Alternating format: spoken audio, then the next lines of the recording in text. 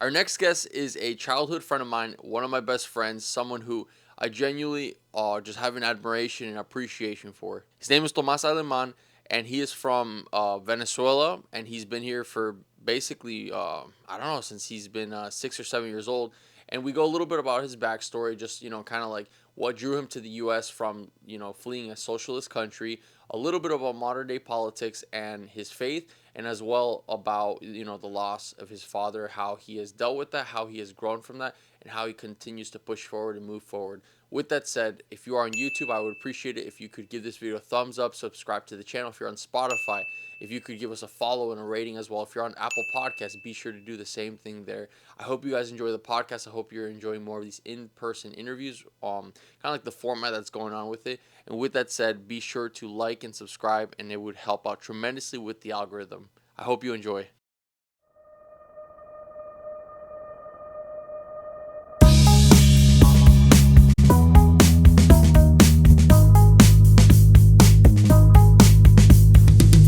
You ready?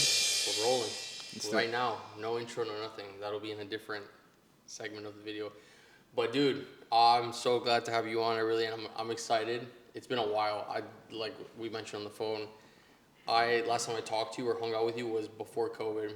But something I want to ask you before we start is, what is something you say to your 18-year-old self? Something I would say, stay focused. Leave away the distractions and just put your head down and get to work. That's what I would say to myself. That's it? Yeah. Oh, people usually go longer than that, but No, it's pretty simple. Just leave away the noise. Try to focus on what's important. There's a lot of noise in today's society. There's people who, TikTok, Instagram, all those things that keep people distracted. And because of my circumstances, I was forced to mature, right? Yeah. But that forced me to stay focused in what was important in life. But that's what I would say to myself. Just put my head down and stay focused in what I need to do and take risk. Yeah. Don't be too conservative. Yeah. Well, let's talk a little bit about that, about your background, I guess. Like, where are you from? Obviously, I know where you're from, but like for the viewers, kind of like the context of where you're from, what you've gone through, what you're seeing, and what your pursuits are at the moment with your life. Yeah. So obviously, I'm Venezuelan. I'm South American. So are you. So that's where I'm from. My parents came here. We migrated here in 2008. I was in second grade. First grade, we were in the same second grade class, I remember. Mrs. Watson. Yeah, that's right. Good Lord. So that, we escaped socialism, we escaped communism, coming over here, realizing the opportunities that this country offers to every immigrant that's here. That's my background. And now here we are. Fast forward to 2022. All my family is dispersed. I have family in Spain, family in Argentina, family in North America, family still in Venezuela. So, we were forced to split apart because of circumstances, but here we are. Yeah.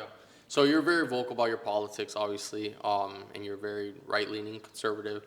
What got you into political stuff in general? Because some people, they tend to not talk about politics because it's not their thing, which is fine, which is understandable. Some people are just wusses, and they're, hey, I know where I lie, but I don't want to talk about it. What got you into being more involved and paying more attention to the circumstances of the country with the political spectrum? Yeah, so it was my background.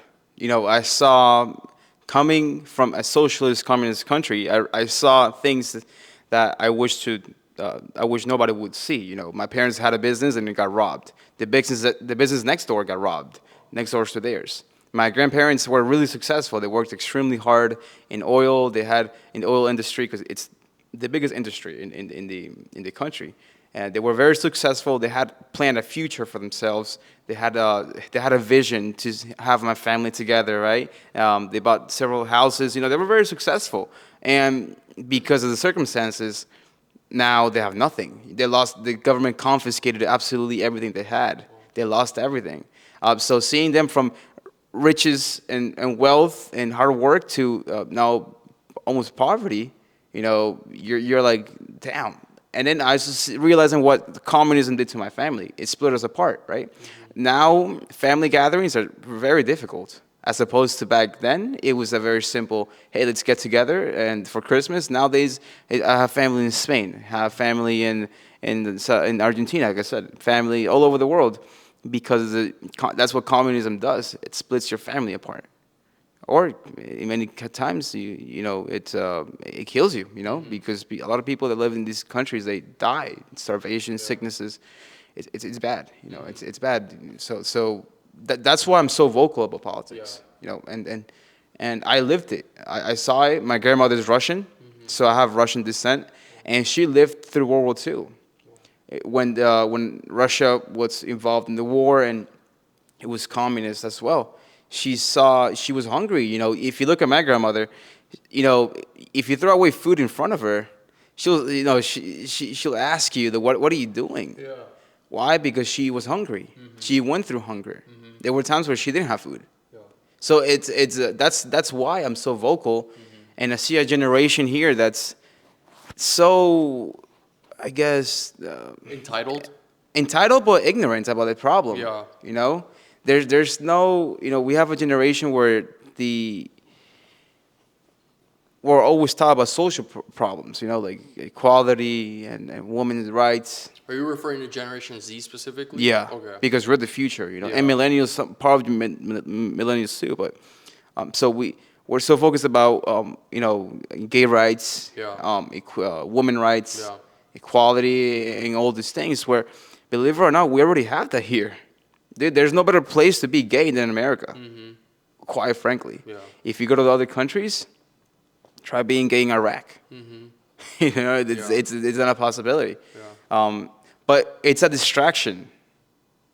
All this equality talk, in my opinion, it's a big distraction as to what's really going on in this country, where they're kind of just mimicking, they tell you, oh, look at over here, but on the other side, they're controlling everything else.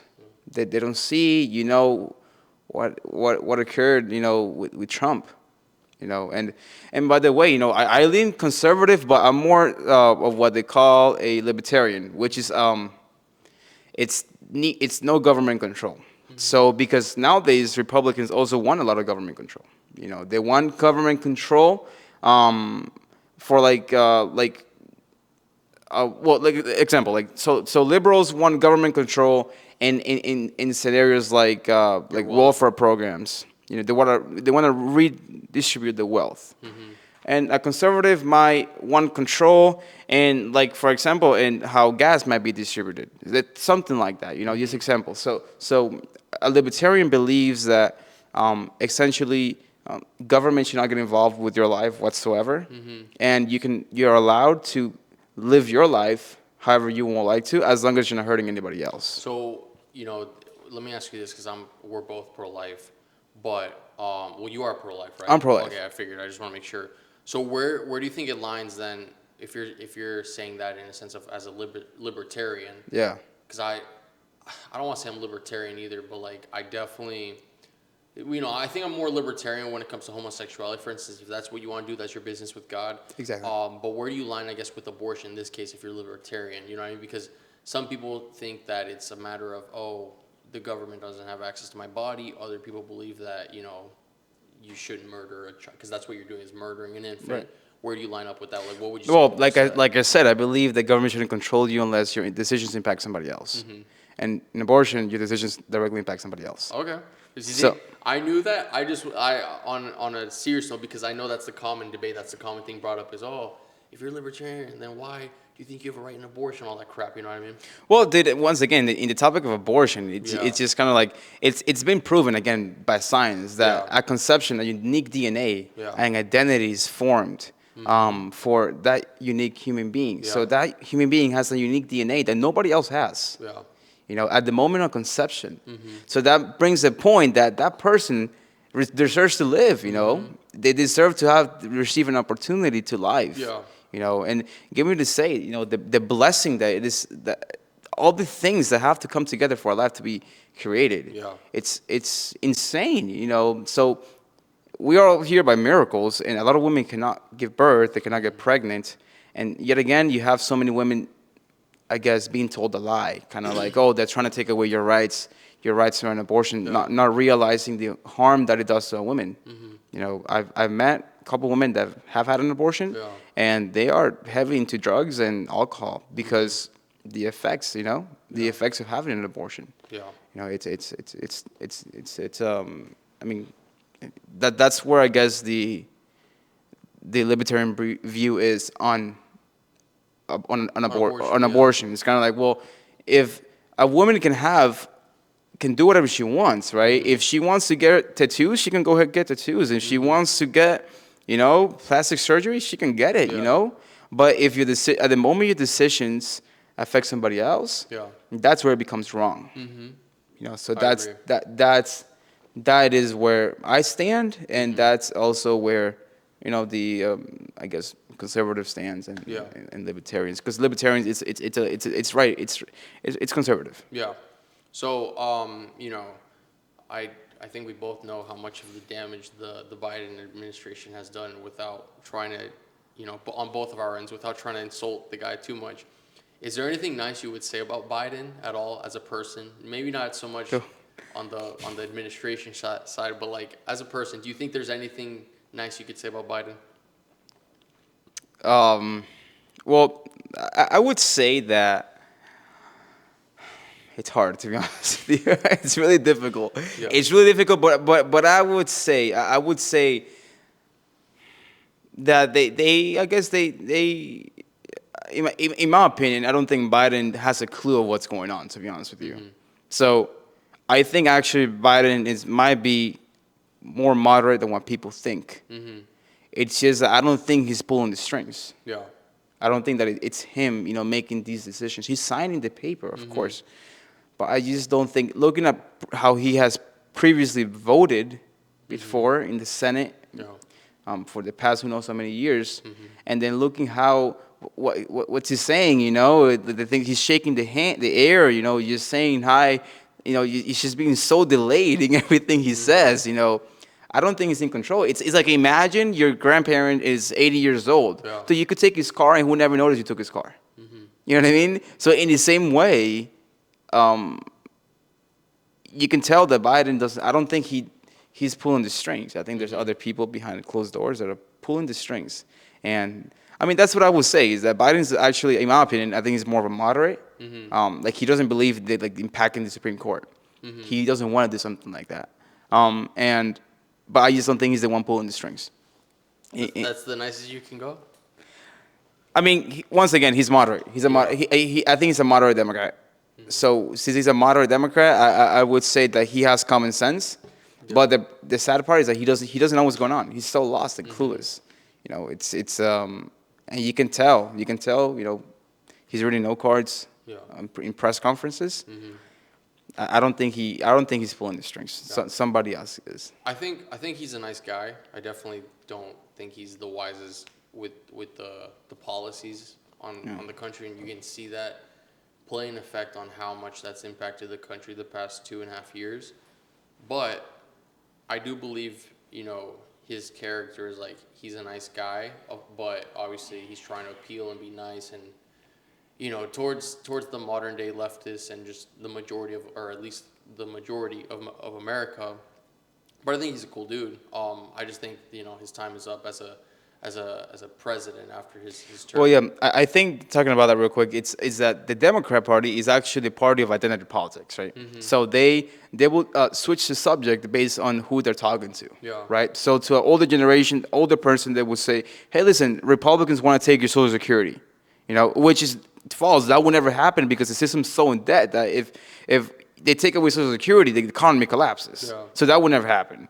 Then they tell, like, the young people, hey, listen, the young girls, hey, they want to control your body. You know what I mean? They don't have a specific stance in many things. They actually just twist and manufacture the ideology just to get your vote. You know what I mean? That's what they want to do. You know, me going to college, being in a university, I saw it. How there will be people who will want to get elected or put in the ballot to vote, to have a chance to run for the House or the Senate. that would just twist the words just to, I guess, gain that generation's vote. So they don't have a, I guess they don't have a strong consensus of what they really believe in. They just want your vote, and they will twist the words into believing what you want to hear, Yeah. and they will install a lot of fear into you. Yeah.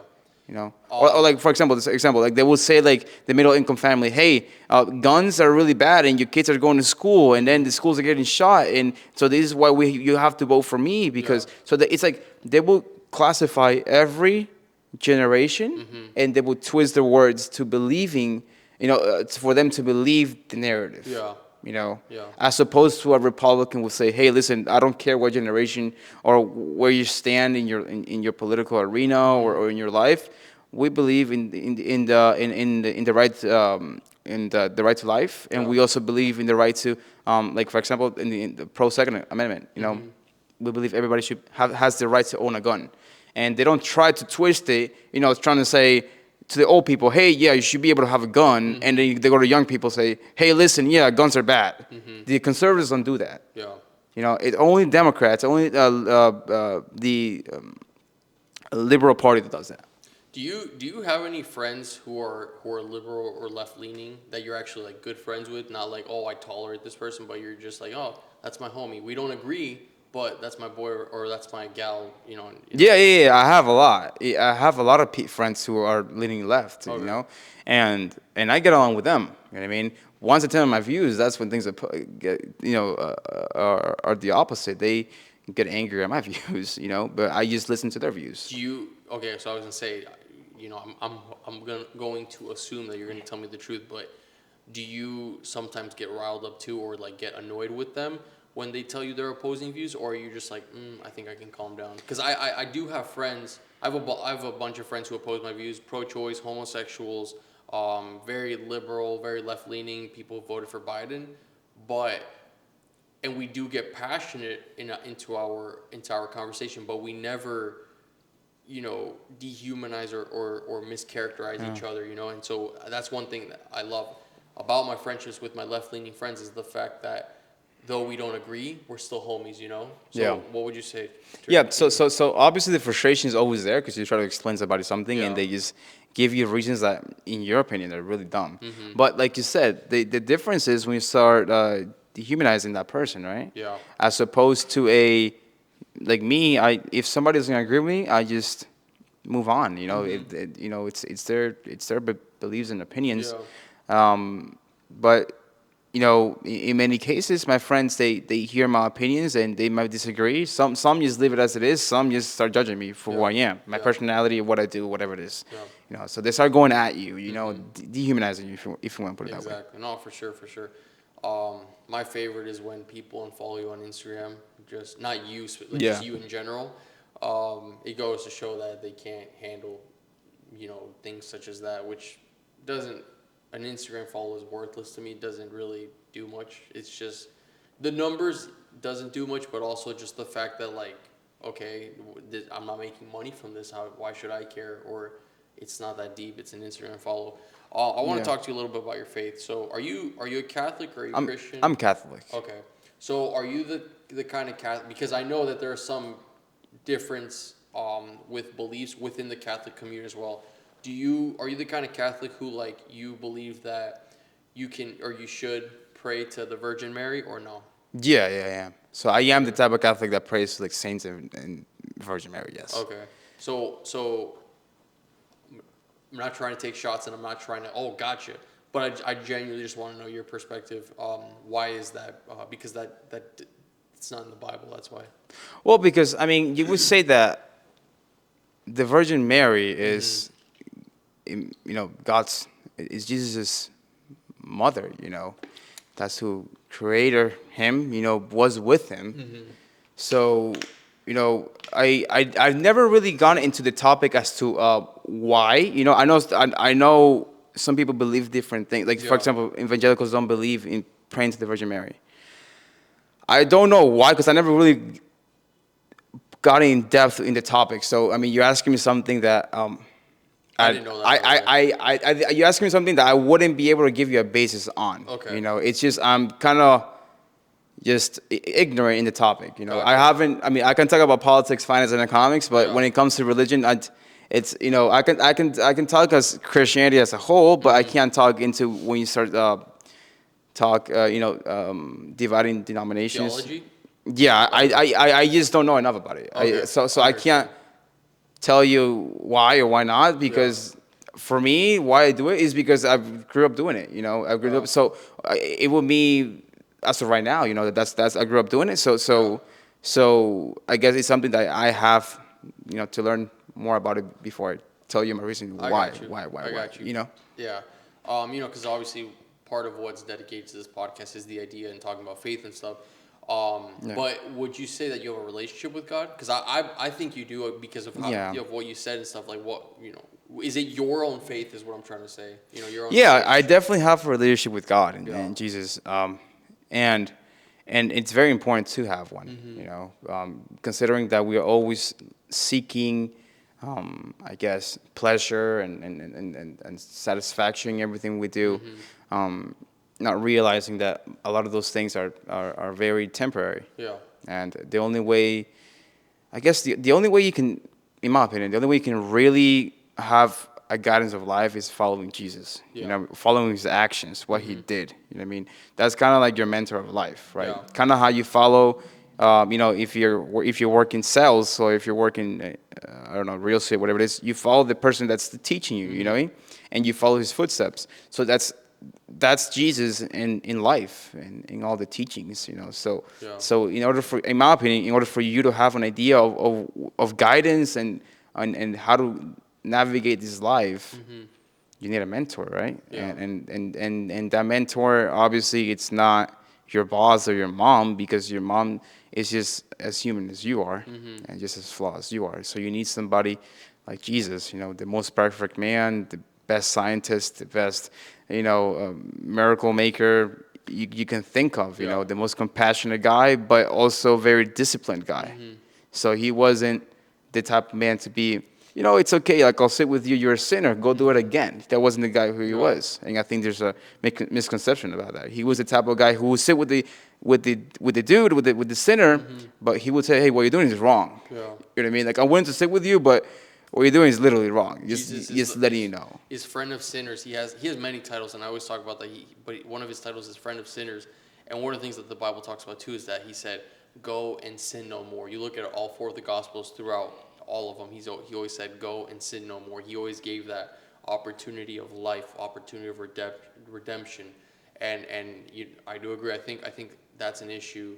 I don't know much on the Catholic side, although respectfully, I don't agree with some of the stuff from the Catholicism, but I do notice that that's picking up in people within the faith in general is like, oh, I love Jesus, but there's that but. I love Jesus, but I got this drug addiction. I love Jesus, but I love porn. I love Jesus, but I like to sleep around with X, Y, Z. It's like, Yeah. and that's what's scary, and buy into the woke ideology, not Yeah. not so much on a political spectrum, but also Spiritual. on the spiritual, which I in my life I take a lot of pride in a sense of trying to be more like Christ. It doesn't mean I'm gonna be like him. It just means Yeah.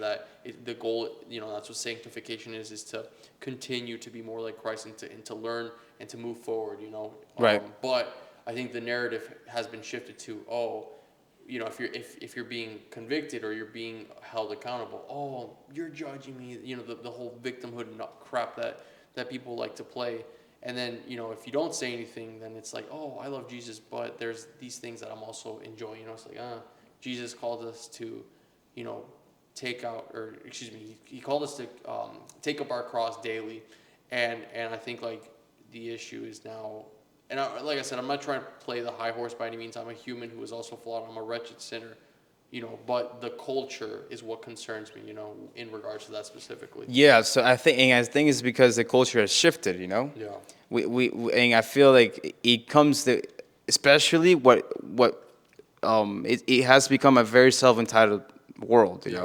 Where I think that I see from my own view and perspective, we see as love only you receiving and you not giving. Mm-hmm. And I think that's where people would say, oh, yeah, I believe in God or I believe in Jesus, but like you said, but I'll follow him later or something. Or I'm going through something right now, I'll just follow him later, right?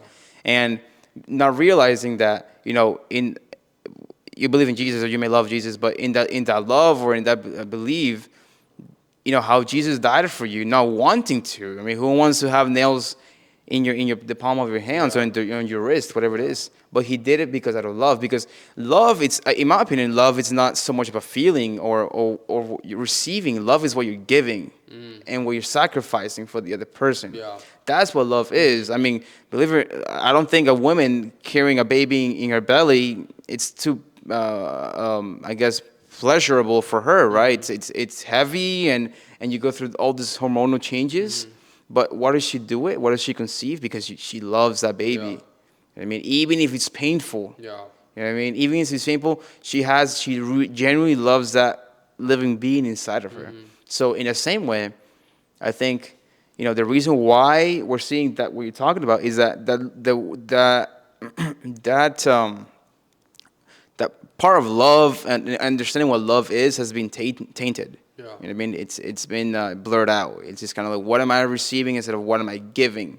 Conditional love. Yeah, and then it's affecting everything else. It's, Yeah. it's affecting our society, our younger generation. It's affecting also marriages. I think 60-70%, something like that, of married couples get divorced It's high. Yeah. when the first 5 years, something like that. Yeah. It's splitting away families. The culture is changing. Yeah. And it's gonna happen. I mean, it's in the Bible. It's the word. This world is doomed. You know what I mean? Now we don't know when it's gonna happen, and it's scary to think it's gonna happen. Yeah.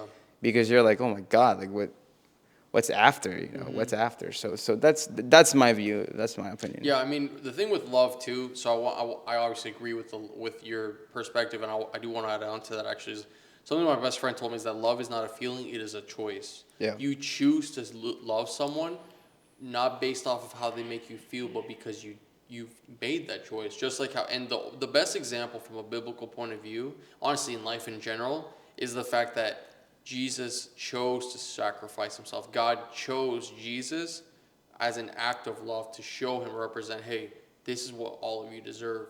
But because of my son, because I look at him with honor, Yeah. he covers the blood, So God chose to love us. He doesn't need to love us, and he didn't find the feeling to love us. He chose to love us. Yeah. And obviously he reached out, and because he is a God he is a God of justice. He's a just God. He that's the feeling about choice. And the thing is too, from a romanticized standpoint, there's the bullcrap saying as well as, oh, is she the one? Is he the one? Whatever. It's like, and I was listening to a podcast, and it's like, if there were the one, then there would be a 0% rate of divorce. But there's no such thing as the one. Yeah. You're with someone, but that doesn't mean they're the one initially. And someone said as well, Craig Rochelle, that he said was like, instead of finding the one, find the two. Your number one being you seek out joy in Jesus. You seek out a relationship with Jesus. And you seek out his kingdom, his righteousness first. And the two being your partner in life, Yeah. your wife for a woman, their husband. Yeah. And so that's the thing. And I think there is a corrupted narrative that, love is, oh, if you don't do this, then you don't love me. If you don't say it this way, you don't love me. It's like, no, that's not true. That's not how it works, Yep, I agree. I agree. Essentially, I think what you're saying is just kind of like, if you seek God, Jesus first, and a lot of things will align in your life, right? Business, relationships, friendships, family, because it's just once again, it just changes the way you think. It changes your perspective, and it changes your thoughts, and then those thoughts consequently change you, right? Yeah. It changes your actions. So I agree. Yeah. I do want to touch up on a subject that obviously I addressed beforehand. I want to make sure you're okay with it. Yeah. Someone you loved very much, your dad. I could take some time as well, because I genuinely knew your father. I remember, when you guys used to live in our neighborhood, I would have just the most awesome casual conversations with him. Yeah. He was a man of honor. He was a man of authenticity. He was a man of God. He was a man of faith for sure, without a doubt. And his actions reflected that.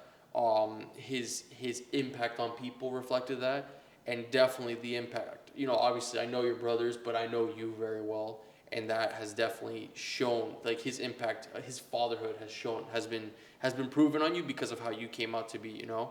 And so, in regards to the context of your father and stuff, you know, since he passed away, and by the way, we can cut this out and stuff, but if I'm pushing any buttons or if No, I'm being you're good. touchy, you let me know, and I will gladly respect that. Yeah. But since that, what has that taught you, and how is that, like, sort of, what does that reveal to you about your views on life and stuff in general? Yeah, so obviously my dad passed away. It's gonna be 2 months very soon, and Yeah. like you said, my dad was a very influential man, not just on myself, but people around him. Mm-hmm. You know, he was super positive, super charismatic about everything. You know, he was always looking at the bright side of things, and Mm-hmm. he went through a lot himself, especially his last 5 years. Yeah. And he was the type of guy to always thank God for everything. You know, which is the most inspiring thing. You know, it's hard to thank God when your independency is lost.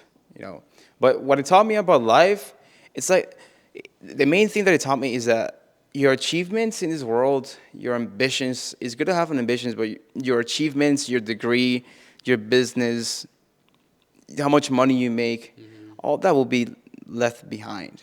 You know, that's the biggest life lesson that I Yeah. learned.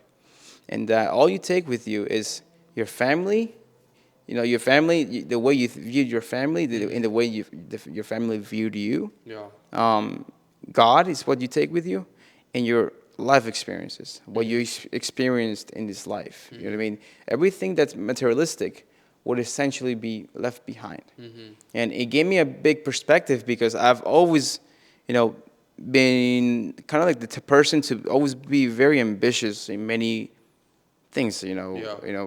I played tennis when I was young, and I competed at a high level when I was Mm-hmm. young, and I've always wanted to be the best in Mm-hmm. tennis. And then I work, obviously, I work in sales, and I wanted to be the best salesman Yeah. in my job, and in a school I want to be the best student.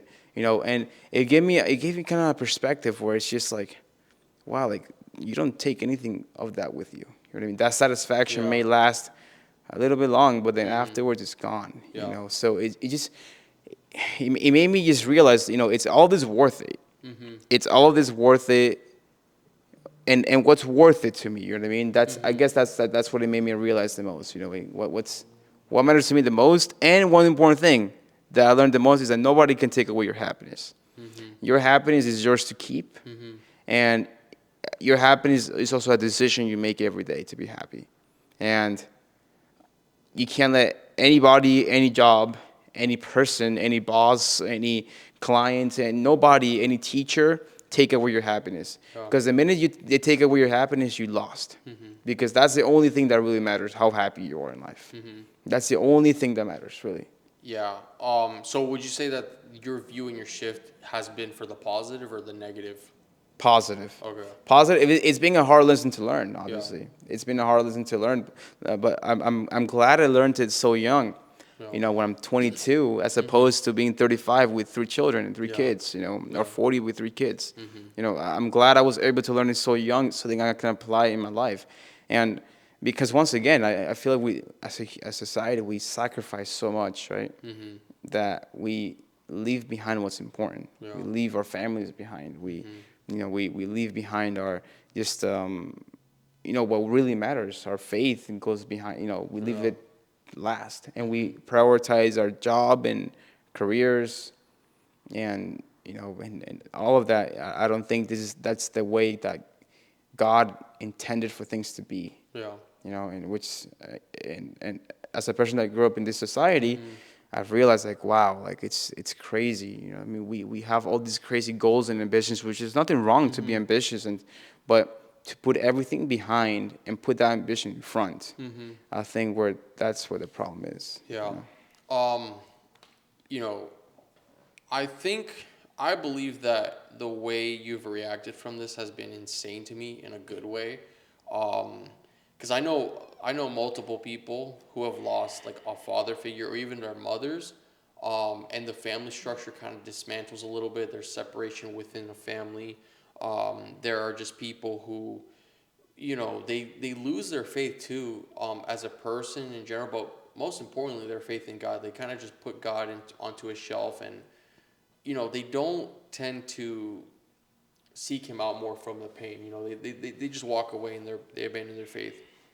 I believe the way you've reflected from everything, because I remember I texted you, I think I called you, and then I also texted you, and you said, hey man, honestly, I don't want to call right now. You know, it hurts just to think about it.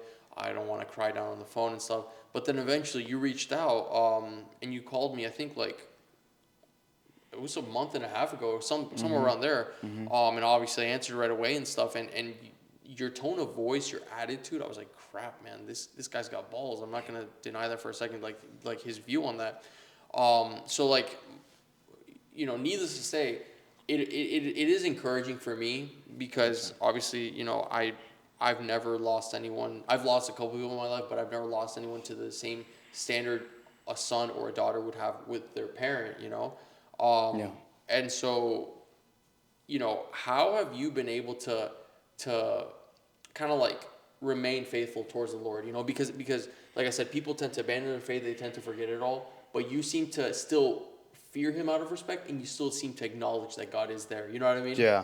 So in the beginning, it was there. Like I was like, you know, God, why? Like why so young? Why? You know, my dad died at 60. Why did it happen so young? Why did it happen so fast?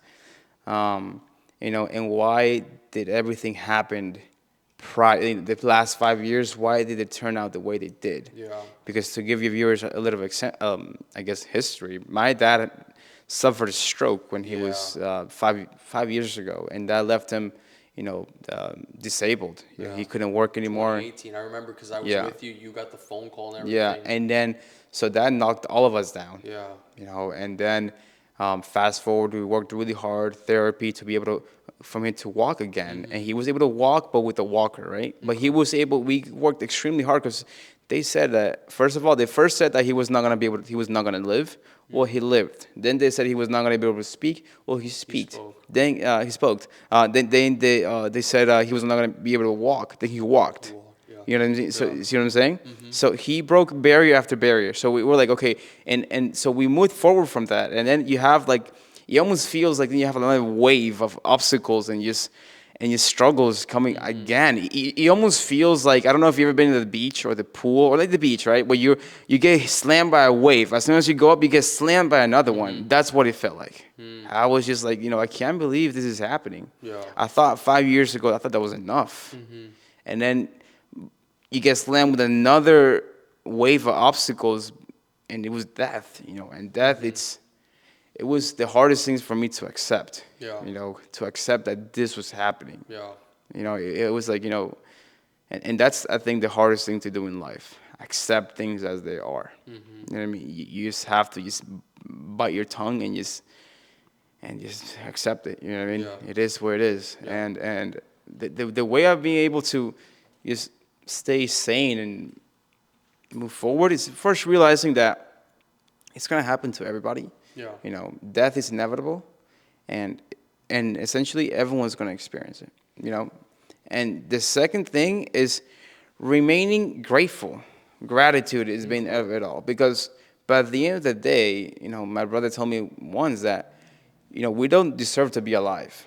Right, we live because we're so privileged to live every day. There's a lot of people that do not make it after birth, or they never get born. You know, the egg and the woman can't get pregnant. The egg and the spermatozoid cannot, you know, I guess, what's the word? They cannot mix to make a baby. Yeah. You know, so there's a lot of reasons why people don't live, and we get to live every day. Every day we get to wake up and take another breath, right?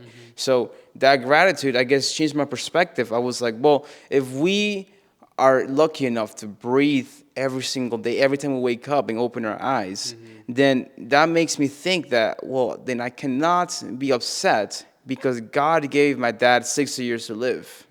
You know, and he gave my dad 5 years more when he was supposed to die. Yeah. And that perspective has really changed my mindset, you know, my mindset, because you know, I also feel like my dad having the stroke 5 years ago made me independent. And that independency also forced me to learn how to live without my dad for a little bit. And grow up too. And immature. Yeah. You know what I mean? Which is why I talk about politics, I talk about business, I talk about finance, I talk Yeah. about so many different things. a young person in many instances don't talk about. You know what I mean? But Yeah. it's because of that, my background. You Yeah. know, it's just been a lot of struggles. You know, moving from communism, then coming over here, seeing my parents struggles. You know, learning a new language, Yeah. and then on top of that, seeing my dad suffer a stroke, and then on top of that, he gets cancer and then dies. You know, Yeah. so it's like all these obstacles along in my life have made me really mature Yeah. so much. You know, and you see life differently than most people would. What's that saying? Hard times make good men make No, soft. yeah, I think it's good times create weak people create bad times create strong people, and strong people create good times. Yeah. That's Yeah. what it was. Yeah, I think you reflect that. I really do because I just think about some of the stuff that you've gone through. Yeah. And dude, I've been privileged and blessed without a doubt. Like I've Yeah. obviously had, some trials and tribulations, but Yeah. I'm not gonna sit around and be like, oh yeah, I can totally relate or totally understand, because not every single thing between you moving from a socialist country, the loss of your father, work, growing up like a man earlier than I did. And it's super encouraging too, and I hope that this is also encouraging towards the viewer, the listener, because Yeah. people sometimes don't realize how much of a blessing it is just to be born in the U.S., just in the U.S. alone. It's incredible. And so it really is like, dang, like, crazy to think about, because like, witnessing some of it, obviously at a later age, not when you were a child, but like, from when we reconnected in high school, it's just like, dude, like this is nuts, man. So, Yeah. quite another question about your dad. One word. What would be one word you use to describe your dad? Um, my dad, he was my hero, dude. Mm-hmm. You know, he was the guy I looked up to, and he was the guy that carried me when I was a baby. You know, and he was the guy that during our hardest moments as a family was actually the guy that was the most positive, even though he was suffering Yeah. the most out of all of us. He was the one that couldn't walk to the bathroom, but so his positivity was so contagious. Yeah. You know, Wow. and he was always a person that whenever you needed help, he would offer himself so abundantly to you. You know, he would give you more than you will ever give yourself. You know, he will care about your problems as if they were his. Yeah. So Wow. that's the type of person my dad was. Yeah. And I guess, yeah, that's kind of how the one word I would give to my dad. He was a man he was an honorable man, a man that he lived and he walked and he breathed his faith. Every minute, every second, every heartbeat of his life. Wow. What would you use to describe to someone who might be in a similar situation that you were in a few months ago, in regards to a diagnostic or Yeah. someone? I'll be even more direct. I have a family member. I don't want to say who, just out of respect or privacy, Yeah. but things aren't looking too well. I hope and I pray that that this person continues to be strong and stuff, but I don't, based off what I know and common sense and everything, it doesn't look like things could be too well in a few years or so, or even months. I don't know when. Like I said, I just don't know, but I know what's to come. Yeah. So for someone such as me, for someone dealing with something similar, what would you say to someone who, like, how to prepare mentally, emotionally, with There's just no way to prepare, to be honest with you, because the Okay. pain is so in depth. Yeah. You know, the pain stings. The pain stings really heavily. You know, but the best thing to do is pray to God to allow you to accept it, because there's nothing you can do about it, and there's nothing you will be able to do about it. Yeah. And pray to God that He gives you the strength to accept things as He planned them to be. And I'm telling you, it's the hardest thing that I had to learn. It's a very difficult thing to accept things, even though you don't agree with them, but you have to accept it because Yeah. it's just how it is. Yeah. And the only thing you can do is just God is giving me the strength to be able to accept things as they are, and the wisdom to make the best decisions moving forward to make this process as easy as it could be. You know, so that's what I would say is try your best to accept things. Look at the outcomes and say, if this happens, which could happen, if death is what occurs, if this is what death is what happens, then God, I pray that you help me be able to accept this. You know, best way possible, because I know it's going to be really tough, you know. And that's the one thing I would say. That's probably the one thing. And the second thing is to, what's helped me out a lot is that know that you could be next. Just how my father died, I could die tomorrow. So I have to make a conscious decision. If tomorrow's my last day in this earth, am I really going to allow myself to remember my last day being sad and upset? And that has also given me an ability to say, okay, well, if tomorrow's my last day, my dad died 2 months ago, I might be, my time may come tomorrow. So with that being said, am I really going to allow myself to be sad and be my last moment on this earth being sad? Or am I going to make the decision to be happy, to enjoy whatever it is that I'm doing, and to, once again, not let anything or anybody or nothing take away the happiness that only you can make and nobody can take away from you? Wow. You know? Yeah. So I think that's what I will say, those two things. Tell God, hey, listen, God, please just help me accept things as they are. And if tomorrow's my last day, which it might be, or you might even die before the person dies. You don't know. If tomorrow is my last day, you know, how do I want to remember those last days? Am I going to make the decisions to be happy, or am I going to make the decisions to dwell on the sadness and things of that nature? Yeah, dang, man. Yeah, dude, you're a man, obviously, and I think like you're a citizen of the U.S., right? Yeah, I'm a citizen. Okay, so you're definitely, you know, I think your point of view as an American, right, versus the POV of someone who was born entitlement stuff. You know, people want to bitch about, you know, oh, I don't have the right colors to the handles of the kitchen cabinets. Yeah. All stupid stuff, and it's just like it's clear enough. Your perspective is like, dude, like you know what's important.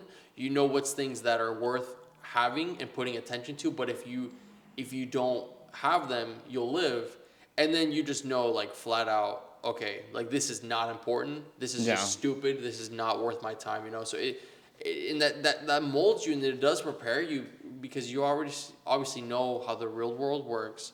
That prepares you too, though, for, you know, Lord willing, when you get married, and also Lord willing, when you have your firstborn, second, third, fourth, however many kids you plan on having, or how many kids God assigns you with. Yeah.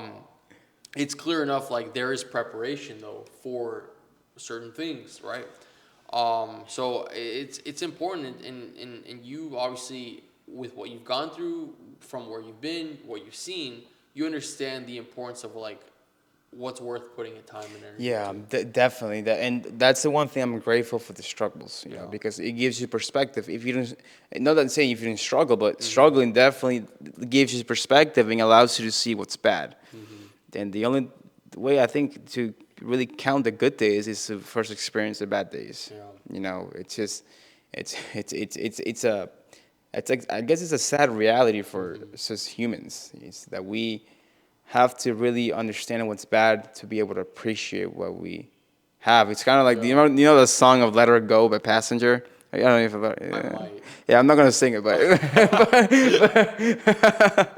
I'm not gonna sing it, but so this song, you know, it says, like, you know, you only miss the snow when the sun when it starts to snow, right? Or you only love her when you let her go. So I mean, saying that you only miss things when you lose them. Yeah. You only learn to appreciate what's important and what matters to you when you have gone through days where they're not there. You know, it gives you perspective. You know, it gives you perspective of this country, like you said, what we have.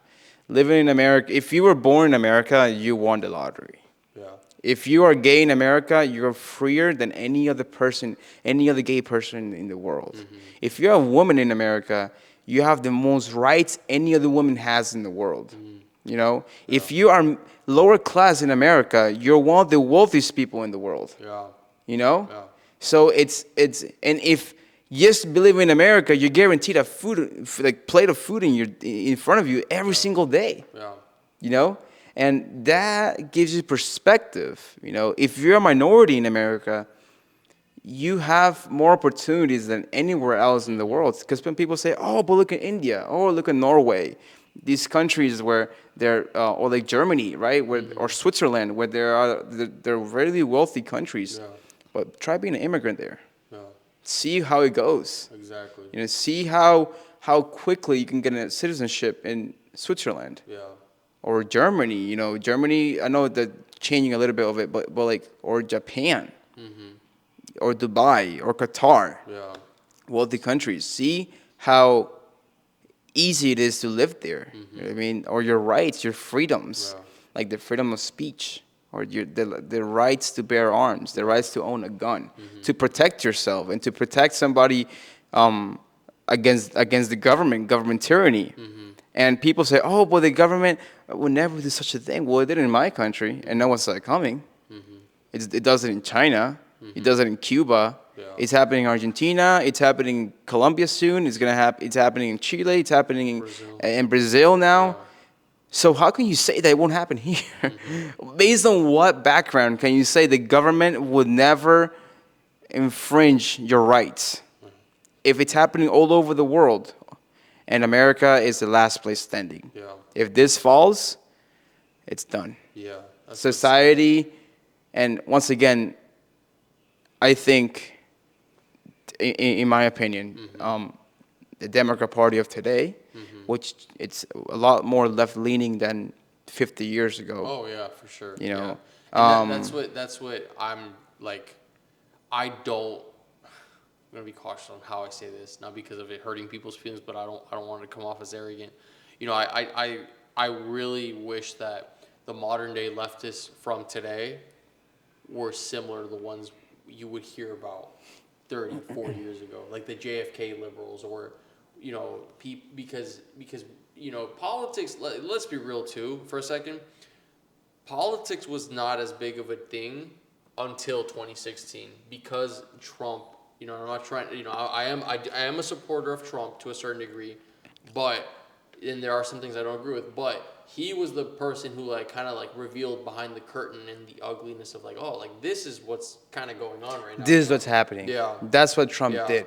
Trump, like you said, I agree his policies were good. I mean, his policies worked. Yeah. And his demeanor, it's the problem is his demeanor and his arrogance because of, he's a wealthy dude. He's achieved a lot in his life. And he's also from New York. So people from New York have a tough mentality, tough attitude, So they are tough people, kind of like Italians. They're rough, you know what I mean? Or Russians, they're rough people, It's just by nature. Yeah. But Trump's administration, I think what it did is that it allowed people to see the corruption that he saw before.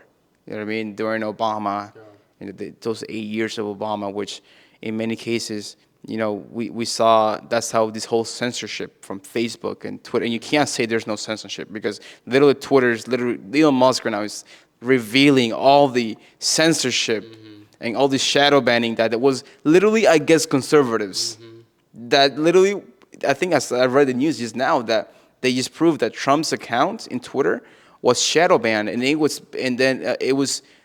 his reach was limited. Only a certain amount of people could see his views, his posts. The Hunter Biden laptop, which proved that Biden is the most compromised president that we know to existence. Yeah. You know what I mean? Where his son was making deals all over the world, and his family was getting so wealthy, and it just literally proof of emails, of documents that he signed, that you can trace back, and it's proof that he's corrupted. Yeah.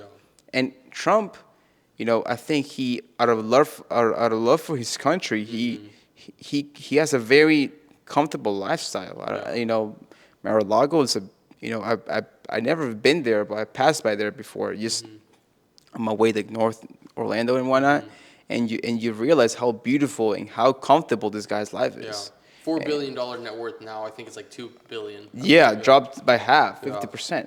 Why would somebody do that? And also considering the psychology of it, if your net worth drops by 50%, if your family is getting shamed on 24/7, if your life is in danger 24/7, why? And if the media is speaking bad about you literally all the time, why would somebody do that except for love for their country, you know. Which goes back to the choice. He didn't have to, but he chose to run for president. He chose to, help the people of the Yeah, state. and Or I the think country. he changed the political field. Yeah. I think now we have DeSantis, and you have people up there in the Senate and the House who are making the decisions to be able, decisions that other Republicans and other conservatives. Well, this is the way I look at it. Look, in my opinion, Trump ran as a conservative, but he was that third party that a lot of people were talking about. Because people are always talking about, hey, the two-party system is not good. Yeah. Because it fits you into a certain category. Yeah. And I think Trump, a former Democrat, now was running as a Republican, moderate Republican, because Trump was not in the military. He didn't have a military back. Well, I think his dad was. I think Trump went to military school, something like that. Gotcha. But he didn't. He wasn't the type of Republican to own 7 guns or 50 guns. So he was a former liberal, moderate Republican, but his policies were America's. America first. Let's put the American citizens first. Exactly. Let's not put this globalist governments, entities first. Let's put the American people first, and then afterwards we'll see where we're going. And I think that was the third party that a lot of people have been talking about. It's just that the media was getting at this guy all left and right. Exactly. Left and right through every decision he was making. And look at it now. What Biden is doing is 5 times as bad as what Trump was doing. Even though Trump was doing, in my opinion, nothing bad. Yeah. But and they're not even saying anything about Biden. They ask him, what was the last thing you had for lunch? Something you're like, okay, never mind. Dude, I really wish I want to be respectful of your time, but to wrap up, what's your long-term vision? Where do you so much where do you see yourself in 5 years? Not that crap, but more so, what are your aspirations? What are your plans? What are you doing because obviously you're big on business, you're big on capitalism, you're big on growing financially for sure, because we've had hundreds of conversations in high school all the time about finance and growing and stuff. So I guess what's your long-term vision? I guess relationally, financially, with everything in general for you. Yeah, because I had to grow up fast. I really, I see myself having a family, not maybe in the near future. I don't know. I think kids such a beautiful thing to have. I don't know how I'm going to be, maybe 26, 27. I don't know how I'm going to be when I have kids, but that's first. I want to have kids. Married first and then kids. Yeah, of course. No, definitely. You don't want kids not being married. It's ugly. Second of all, it's, like you said, I go to school. I'm studying finance and I'm minoring in economics. So that second, I don't know where the road leads me to yet. And I've taken a little bit at a view, maybe things like private equity, hedge funds and things like that. It seems like it's very interesting, but definitely if I want to go into finance, which I'm studying for, it will be something towards the investment side of finance, right? Okay. Because there's the commercial side, like Chase and Bank of America, but then you want to go into the investment side, which is like Merrill Lynch, J.P. Morgan, and think the brokerage side, So that's kind of where I see myself. But I also see myself in the long-term wise having complete control of my time, which that's I don't know how I'm gonna get there. I'm still it's still in the works, but I know it's gonna come. Yeah. I know it's gonna come. But the goal is to be able to control my time and dictate my time however I wish it to be. Yeah. You know what I mean? So I have a friend who his father has been very influential in my life, because it was through him that I learned how important it is to have, or what a privilege it is to be able to dictate your own life however you to spend the time how you want it, how you want. Mm-hmm. Knowing that the finances are okay, you don't have to worry about working on someone's schedule just for the bills and the kids and all that. Exactly. Yeah. Just knowing the opportunities, of being able to dictate your own life and be able to say, hey, listen, this is what I want to do with my own time, with my non-refundable minutes, my minutes I never get back, right? So that's where I see the vision going ahead, and that's where I see the vision going ahead, and at least career-wise, it's it's going to be hard, but I'm ready for Yeah. it. And I know one thing. I know one thing that in this country, it's possible. One of the few countries where you can come from nothing and become something in your own lifetime. You don't have to wait 7 generations. Yeah. It can be all within one generation.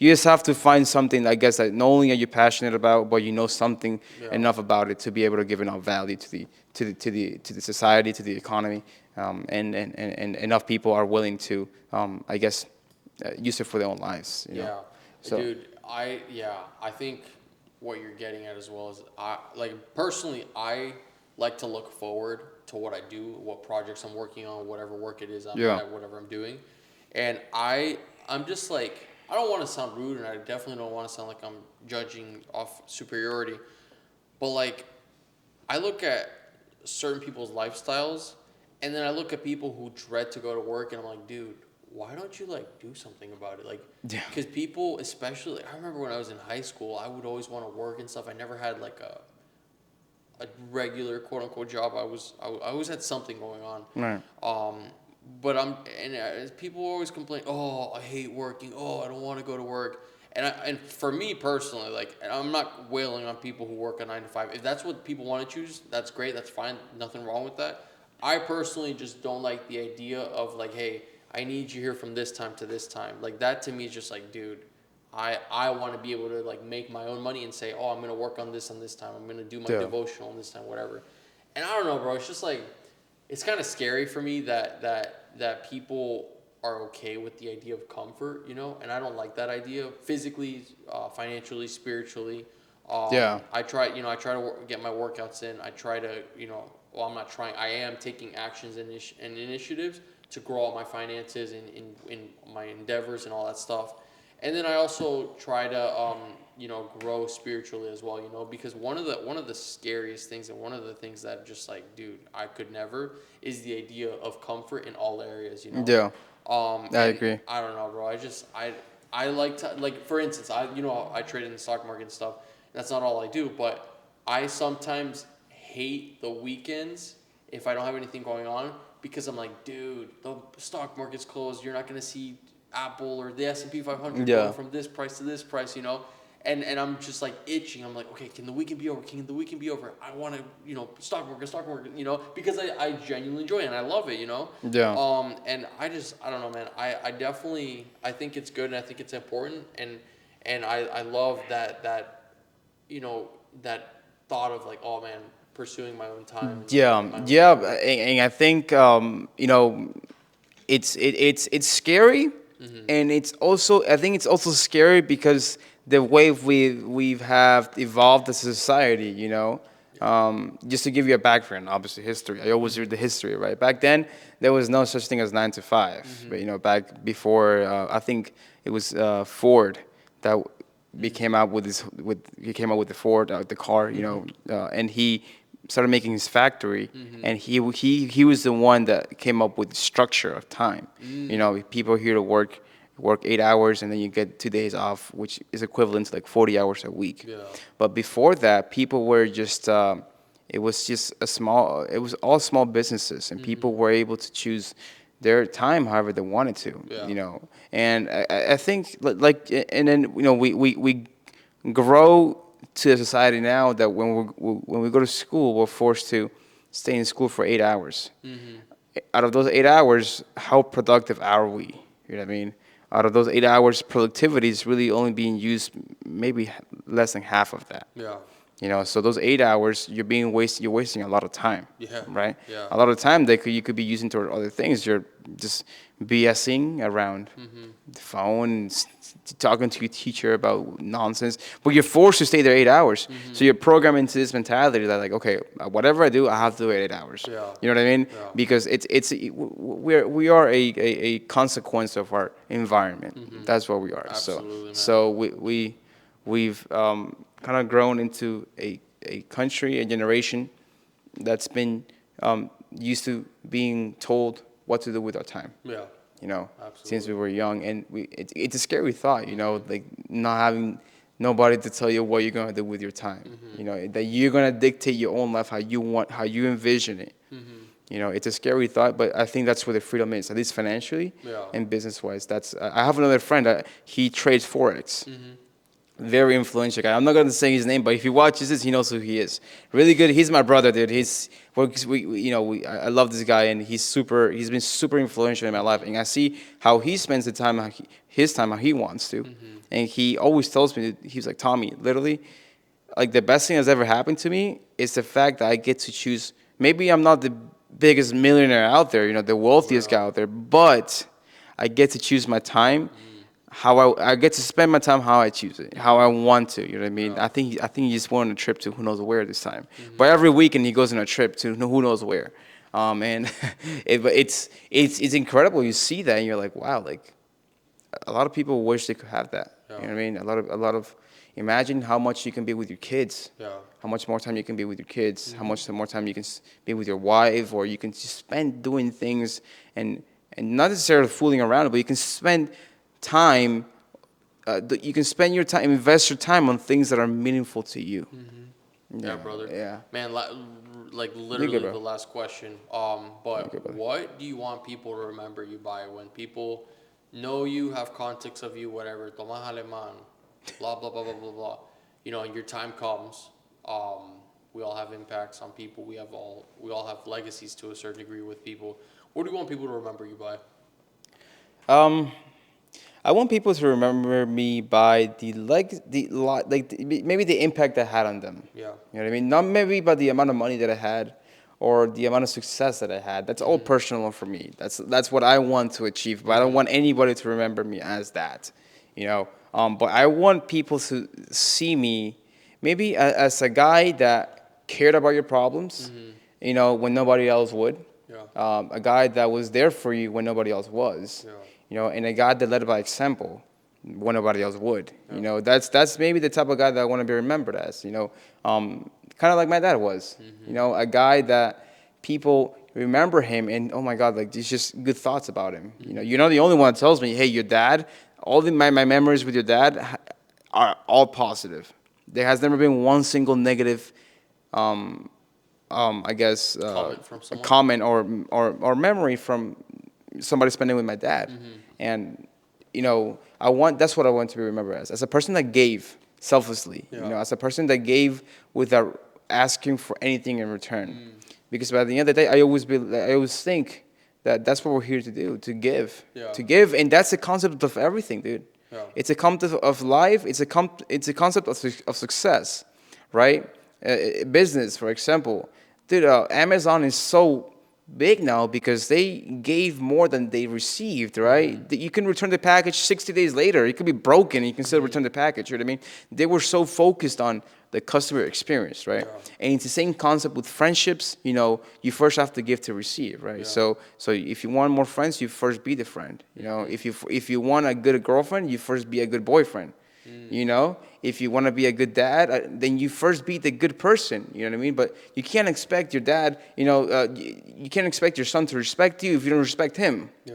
See, so that's what I want to remember Yeah. as a person that gave a lot. You know what I mean? And that gave genuinely without asking anything in return, and that I was able to help somebody. You know what I mean? I was able to help them and say, wow, like this, if it wasn't for this guy, I wouldn't have been able to get myself through this situation or Yeah. something like that. Whether it's financially or relationship wise Yeah.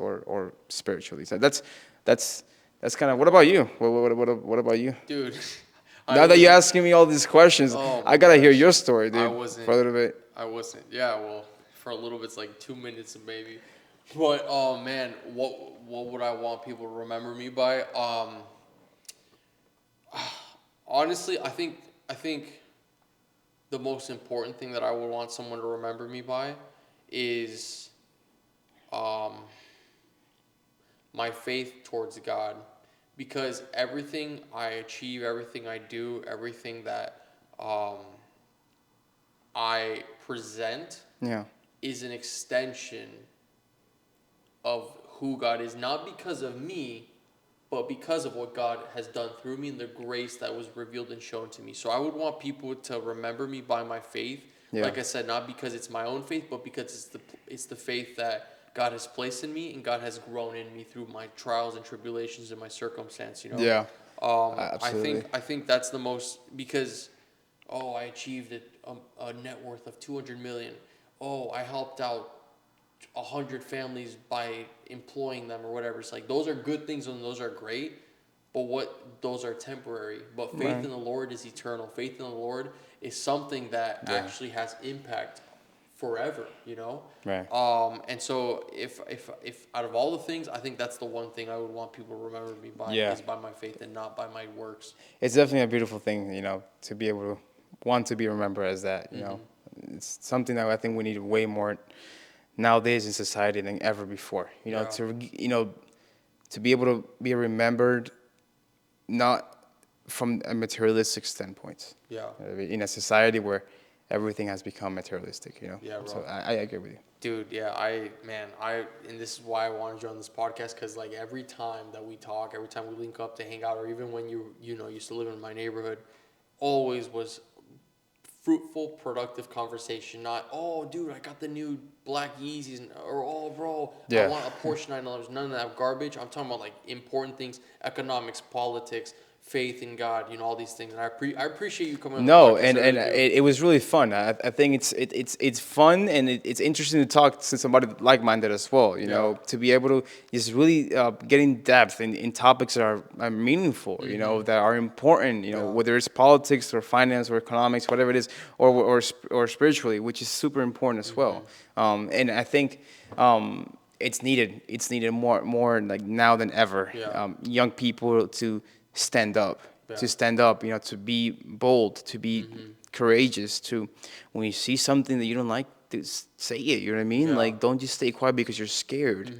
Like it's, if you see somebody getting bullied, say it, you know what I mean? Yeah. Like, get to their face, be like, yo, Yeah. what are you doing? Stand up. You have to be courageous, Yeah. and you have to have a spine. Yeah. And I think as more young people see that, see the people like you and me, like standing up for our beliefs, standing up what's right, in our opinions, what's right. Exactly. Then it will motivate the rest of the youth to also stand up, because once again, it's the future.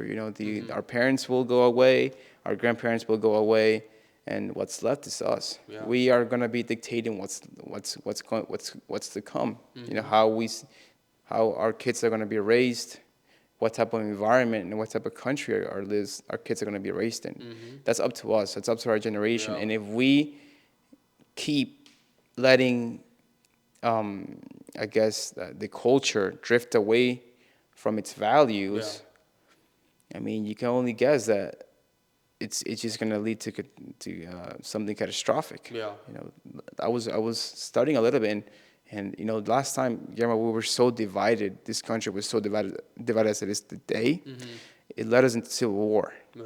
Think about that for a second. Last time, our country was so divided as it is today. Look at the elections, right? The Senate is being held by the Democrats by 1 seat. The House of Representatives is being held by Republicans by, I think, like 9 seats. Very slim majorities in both sides. It just shows how divided our country is. There's more division today than ever before. Yeah. And last time our country was so divided, it plunged us into a civil war. And we had to kill your own brother that was living in Alabama. You know what I mean? Or something like that. It's important to give a voice of unity. You know what I mean? Of the fact that that I'm going to stand up for what I believe in, and I'm not afraid to be ashamed. Yeah. I'm here and I'm going to stay. And I'm going to fight the good fight. And if you're going to judge me, then go ahead and judge me. But I'm still going to stay bold in what I believe in. Yeah. You know what I mean? And again, give that message to people. And give that message to people trying to change our society. Yeah. That says, listen, whatever it is that you're trying to do, we're not going to change. We're not going to change. And I'm going to stand bold in what I believe in. I'm going to fight for my values. I'm going to fight for my beliefs. And there's nothing you're going to be able to do about it. Because if it's kind of like a bully. If you let him punch you once, he's going to punch you again. But if the bully punches you once and you punch him again, he's going to say, well, let me back up. Yeah. Let me just wait a little bit. Let me think twice before I punch him again, because that won't hurt. Yeah. So that's kind of what I think it's important that what you're doing with the podcast. I think it's good. Love that, bro. I appreciate it. Guys, if you're on YouTube, make sure to comment down below anything, especially about anything of Tomas' story. Like this video if you can. If you're on Spotify, I would appreciate if you could just follow us, give us a rating. It would be very much appreciated. Same thing for Apple Podcasts. It helps out tremendously with the algorithm if you could do all those things. Tomas, if someone wants to reach you, hit you up, whatever, what's the best way to reach you? Hit LinkedIn. Literally, LinkedIn is the best way to reach me. Because my Instagram is literally private. Okay. I keep my things very private, but I guess LinkedIn is the most public I am. LinkedIn. It's just LinkedIn. LinkedIn, yeah, literally. Okay. Perfect. Literally, you'll find me there. Well, LinkedIn, you heard it right there. No, bro, I sincerely, I obviously miss you. It's been a while, but I very much appreciate our conversation. Thanks for taking the time to do this. My brother, it was good, man. Thank you, bro. Take care, guys.